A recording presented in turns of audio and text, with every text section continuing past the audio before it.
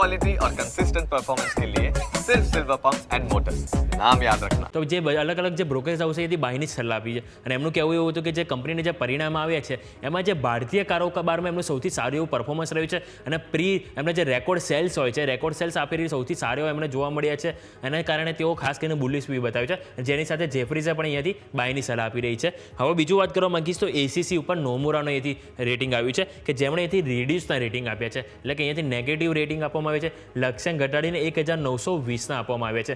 એમનું કહેવું એવું છે કે સિમેન્ટ વોલ્યુમ અનુમાન કરતાં અહીંયાથી વધારે આવનારા દિવસોમાં જોવા મળી શકે છે પરંતુ એઝ ઓફ નાવ હાલ જે ક્વાર્ટર 3ના જે પરિણામ આવ્યા છે જેના કારણે તેઓથી રિડ્યુસના રેટિંગ અહીંયાથી આપ્યા છે અને લક્ષ્યાંક રૂપિયા 1920 કહે એટલે કે પહેલાં તેઓ જે અગાઉ જે ટાર્ગેટ આપ્યું એ ઘટાડીને તેઓ અત્યારે 1920 ઉપર અહીંથી હાલ મૂલ્યાંકન કરી રહ્યા છે.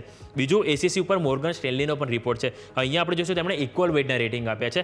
હવે એમનું શું કહેવું છે તો સૌથી પહેલાં લક્ષ્યાંક એમણે 2510નો આપ્યો છે.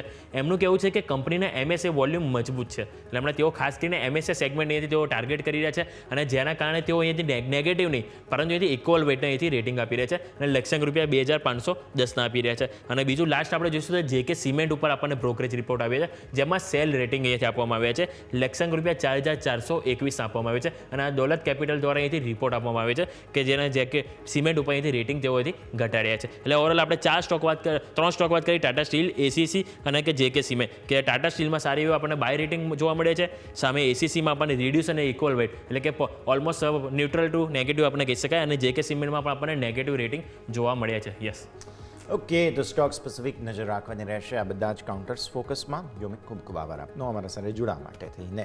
તો અત્યારે ફિલહાલ ધ્યાન પર રાખવાનું છે આ બધા જ કાઉન્ટર્સને અત્યારે ફોકસ બની રહ્યું છે બ્રોકરેજ રિપોર્ટ્સને કારણે પણ અહીંયા સમાચારનો એક મુદ્દો બની રહ્યો છે, નજર રાખવાની રહેશે. તો સમાચારોમાં આગળ વધીએ. અમુક પરિણામો જે આવ્યા છે તે હવે હું ખાસ તમને જણાવી દઉં. રૂટ મોબાઈલ નેક્સ્ટ સ્ટોક છે કે જેને તમારે ધ્યાન પર રાખવો જોઈએ.